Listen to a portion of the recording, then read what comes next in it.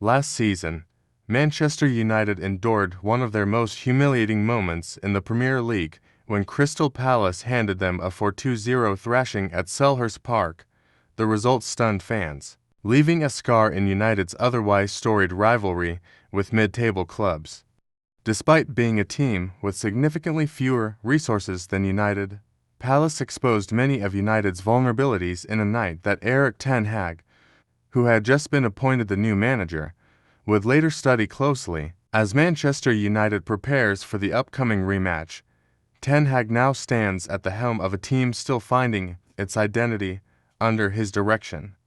But the Dutch tactician has a reputation for learning from the past, and he is likely to use the lessons from last season's disaster to outmaneuver Palace this time around. The 4-2 defeat at the hands of Crystal Palace remains one of the most shocking results in recent Manchester United history. The night saw United crumble defensively and lack any meaningful attacking threat. Palace's players looked sharper, hungrier, and more organized.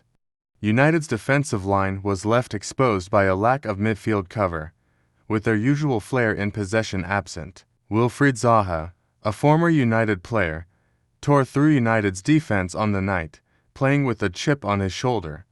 His pace and direct running made life difficult for the defenders, who could not deal with his intensity.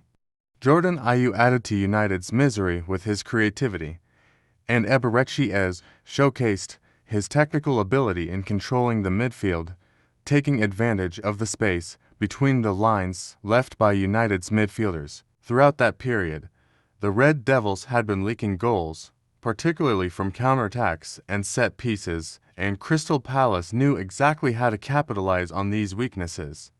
The midfield, lacking coherence, failed to offer any protection to the defense, and the attack looked disjointed, with star players like Bruno Fernandes and Marcus Rashford unable to assert their dominance. Against Palace tomorrow, Ten Hag is likely to focus on neutralizing their counter-attacking threat.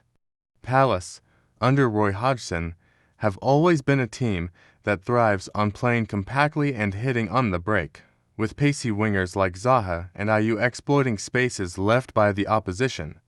To counter this, Ten Hag may opt for a more cautious approach, ensuring that United do not overcome it going forward and leave themselves vulnerable to counterattacks. In addition, Ten Hag has shown a willingness to tweak his formation depending on the opposition.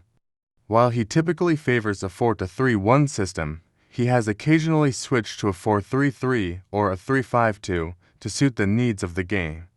This tactical versatility gives United the ability to adjust their game plan on the fly, ensuring that they are not caught off guard by Palace's tactics. United fans will be hoping that this time, the script is flipped, and that it is Crystal Palace who leave the pitch humbled.